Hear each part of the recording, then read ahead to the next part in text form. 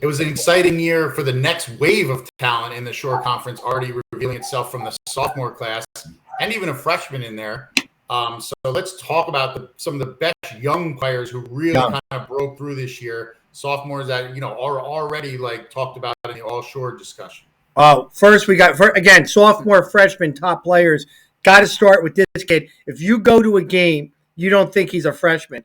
I come up to hear on him. He's Jalen Matthews of Tom River North.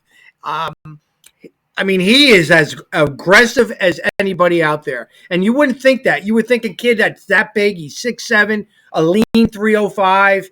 You'd be like, yeah, he's kind of like a little kid out there. No, he's like a man-child. Got 20-plus offers, and he definitely played to that level this year. And he's going to be playing for a state overall championship, and mainly because that kid, Jalen Matthews, plays offensive tackle, defensive tackle, and he's a big-time recruit nationally. And not just that, he's a great football player. Great football player on both sides. The other guy I want to talk about is there was a quarterback controversy in two places, Rumson and Red Bank Catholic.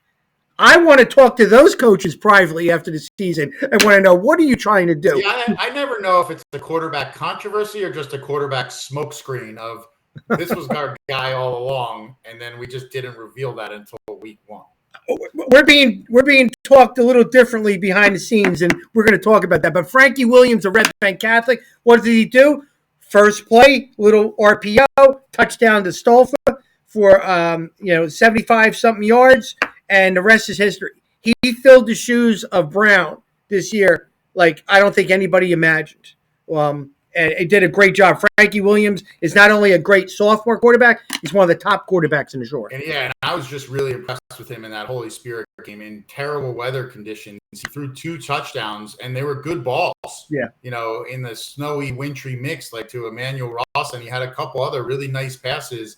And meanwhile, Holy Spirit had a really experienced quarterback, Sean Burns, on the other end who was struggling. Mm-hmm. So, for Frankie Williams to put up a performance like that was really, an eye-opener to me, just be given the stakes and how bad the weather was. I thought he played great. And, again, his biggest thing is, he showed flashes here and there, a little bit of inconsistency, which you're going to see from young players. But the high end, his potential is this guy's going to be unstoppable by next year, and by his senior year, forget it.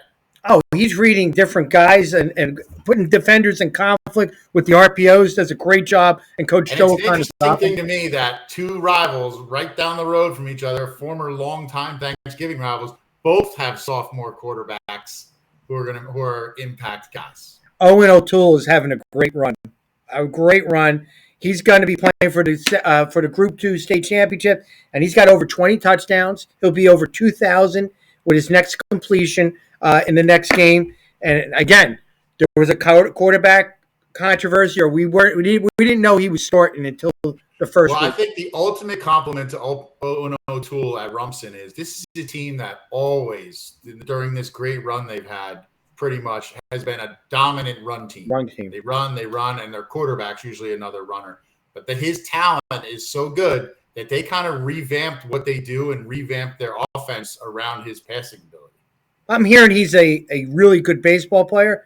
Just put the mitt to the side. I think he's a college quarterback. The season he's having, again, he's not just going to be in there for his sophomore stuff, but overall he's one of the top quarterbacks in the Shore, without a doubt. It was dominated by sophomore quarterbacks this year with that. Then you got Luke Waffle, the outside linebacker at Milltown South. When you talked to Coach Antonucci before the season, he said he's very comparable to Colin Gallagher, right? And I went, really?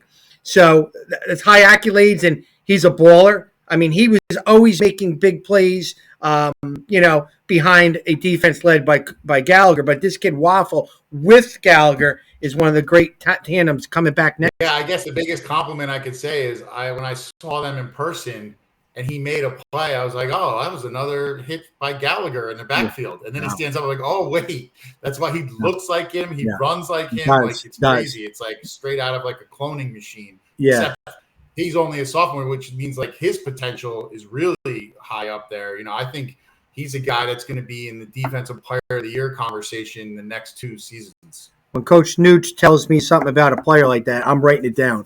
He's not BSing. There's 2 guys at Donovan. a sophomore and a freshman. We have Michael. I mean, that's Thomas. a whole team that they're between Yeah. their freshman and sophomore class because they're going to Now be really. let's talk about their roster. Yeah, right. But Yeah.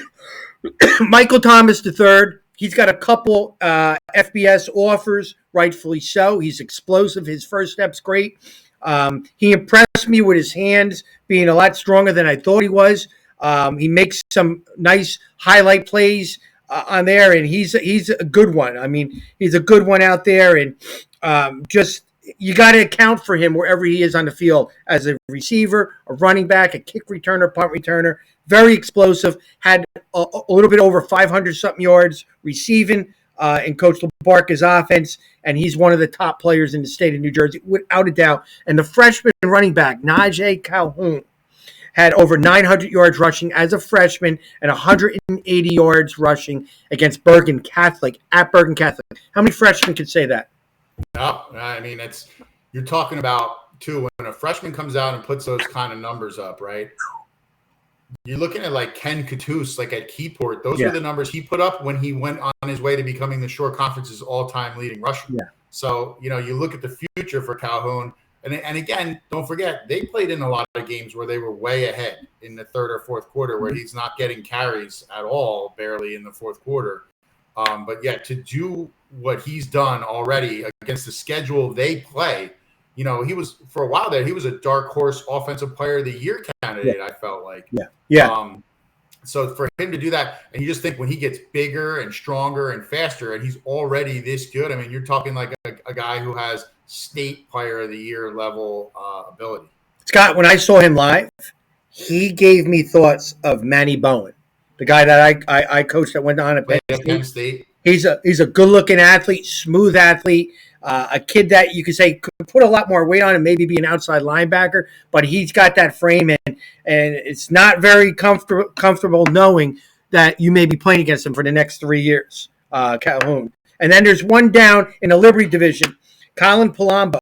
And they were very talented with sophomores and freshmen there. But the one guy who had the best offensive statistics down there was Colin Palumbo, who's also a strong safety.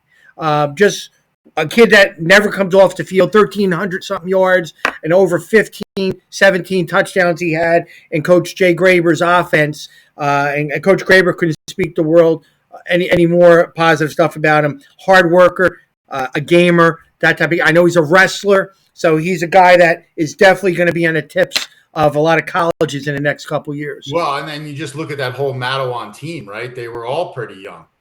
He's part of a good nucleus that already got a division title this year, and they're going to be looking for a lot more in the next couple. Amir Martinez, the quarterback, Wesley Cromes, the freshman who's already got an offer as a freshman. It's ridiculous. It's ridiculous. Yeah, Mattawan, they have the kind of nucleus to restore their glory days, to get back to where they're state title contender. Yeah. And those are the guys that they're going to be right there leading them. It's nice waking up in the morning knowing that you got guys coming back for the next 3 years. Coach Graber's smiling over there in Mattawan.